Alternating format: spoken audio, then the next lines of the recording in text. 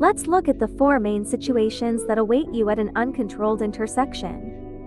Rule number 1. The red car arrives at the intersection first, followed by the green car. Which car should proceed first?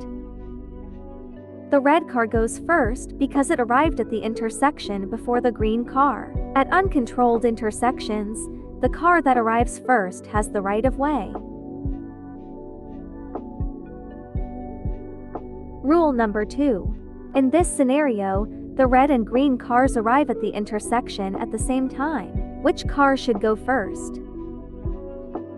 The green car. When 2 or more cars arrive at the same time, the driver on the left must yield to the driver on the right. Rule number 3. Here, the green car approaching from the right arrives first and plans to turn left, while the red car approaching from the left arrives slightly later and intends to go straight. Which car should go first? The red car. When turning left at an intersection, you must always yield to oncoming traffic, even if you arrived first. This rule prevents collisions with vehicles traveling straight through or turning right.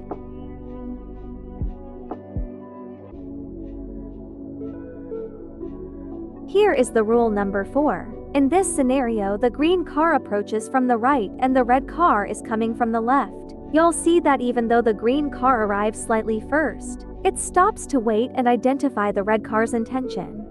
Both cars have their turn signals on showing the intent to turn left. What do you think which car should go first at this time? If you said both cars can turn without yielding to each other, you are right. When both you and an oncoming car are turning left, you can turn without yielding by passing in front of each other. These are the 4 essential rules for navigating uncontrolled intersections. By understanding and applying these principles, you'll drive more safely and confidently.